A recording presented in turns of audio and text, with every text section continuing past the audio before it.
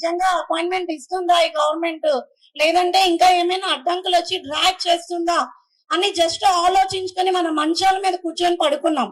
కానీ మన వెనక విద్యా సంస్థ, ఈవెన్ నారా లోకేష్ గారి దగ్గర నుంచి మన ఎంఈఓల వరకు ఎన్నో రాత్రులు నిద్ర లేకుండా మన కోసం కష్టపడ్డారు.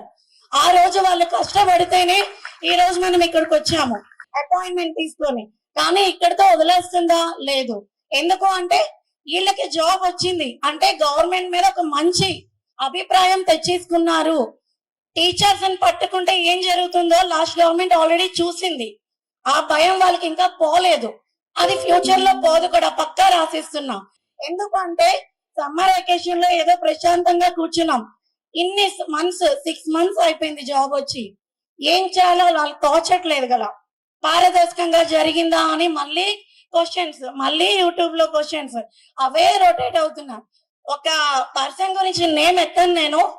బాల్ ఆట ఆడిన వాళ్ళకి తాడు లాగే వాడికి కూడా జాబ్స్ వచ్చాయా? ఆ బాల్ ఆటని తాడు ఆటని ఏమన్నారో తెలియని పర్సన్స్ వాళ్ళు.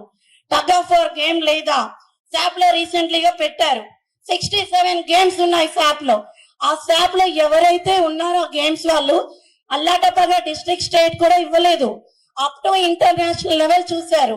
వ్యాయామ ఉపాధ్యాయులు 139 మెంబర్స్ లో స్పోర్ట్స్ కోటాలో వాళ్ళ జాబ్ వచ్చిందంటే ఏ గోటి బిల్లా చెమ్మ చెక్క ఆడి రాలేదు వాళ్ళు, అప్ టు ఇంటర్నేషనల్ ప్లేయర్స్ వాళ్ళు. అలాంటి వాళ్ళకి జాబ్ ఇచ్చింది ఈ రోజు.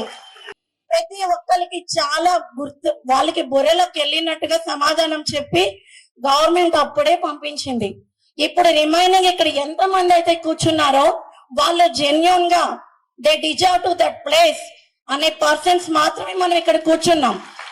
అలాంటి వాళ్ళని ఈ రోజు ఎవరు బెదిరిస్తారు? ఎవరికి బెదిరిస్తారు? తిప్పి తిరిగామా? మేము జస్ట్ ఇక్కడికి వచ్చి కూర్చున్నాం. వాళ్ళు ఉన్న ప్లేస్ నుంచి కదులుతారు బయటికి. మనం చక్కగా ఏసీ రూమ్ లో కూర్చొని మాట్లాడుకుంటున్నాం.